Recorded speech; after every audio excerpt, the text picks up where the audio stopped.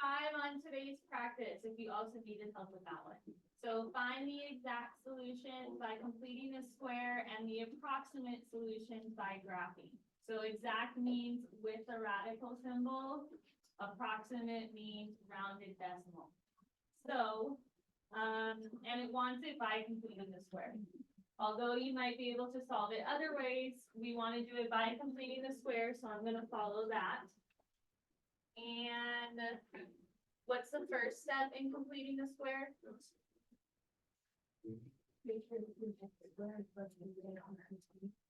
Okay, good. So it is not currently. What do I need to do to make it look more like this? Subtract 8.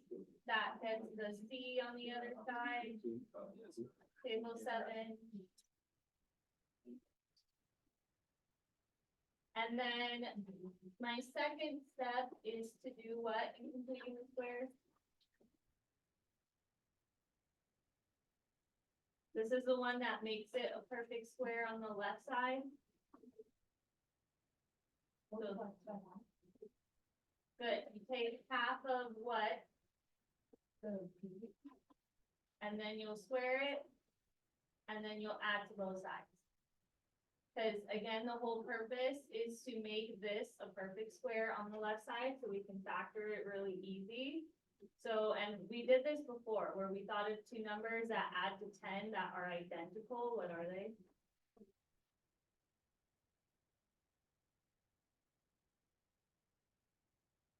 What, or, okay, tell me what's half of 10. Okay, so the two numbers that are identical that add to 10 are 5 and 5.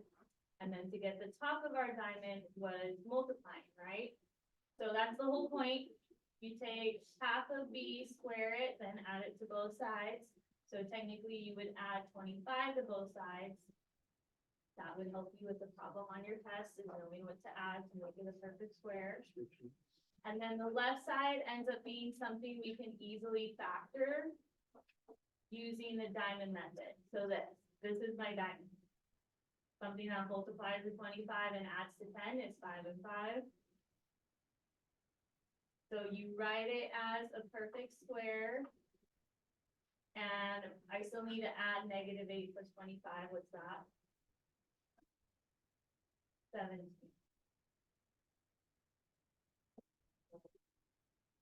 Yeah.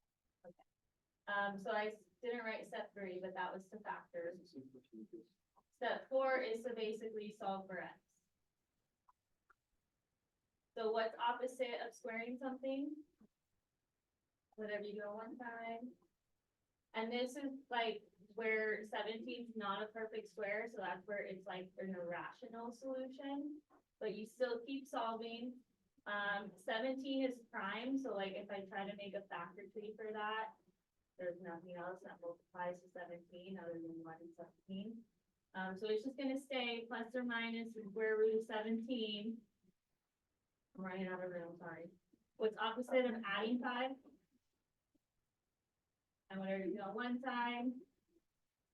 And because like we don't want to approximate it yet, we want the exact, this is going to be my exact solution. So in this first blank, it looks like it wants this term first. It's not in the square root symbol right now. So it'll be minus 5 here. Under the square root symbol is a 17. Then over here, approximate solutions. Now I'm going to put it in the calculator. And it wants it to the thousands place. How many decimals is that? I think it's 3. I think we only name them up to 3 decimal spots. I don't know what beyond thousands would be.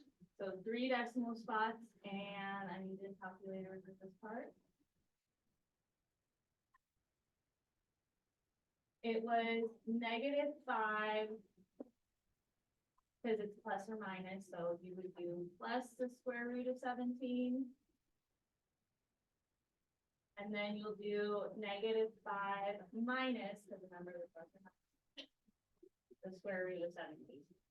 And it wants it rounded to the thousands, so that means look at your third spot after the decimal.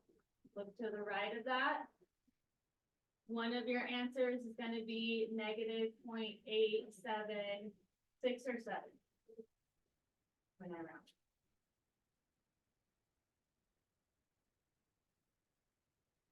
Is it gonna be 0.876 or 0.877? Okay, good. And then over here, it's negative 9.12 and rounding to the 1,000. Is it gonna be 0.123 or 0.124? These are my two approximate solutions. I don't think it should matter what order you put them in, but let me see. I memorized them. Same decimals, let me make sure that it does not matter what order you put it in. Okay, yeah, it does not matter. So as long as you have it rounded appropriately, then those are your two approximate. Good there? We have time for one more, depending on how sort it is.